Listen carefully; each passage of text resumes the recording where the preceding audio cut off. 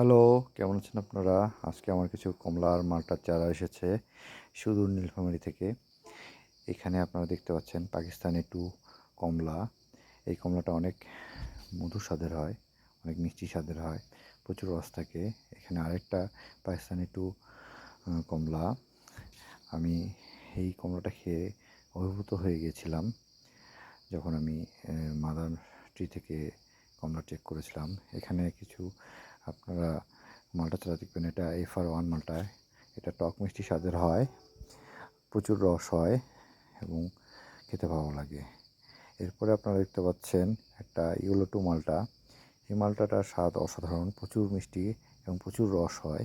আমি যখন গেছিলাম গত বছর, তখন ডিসেম্বর ছিল, তখনও প্রচুর রস ছিল এই মালটাটাতে এবং খেতে অনেক ভালো লেগেছে। এখানে আরেকটা ইয়েলো টু মালটা।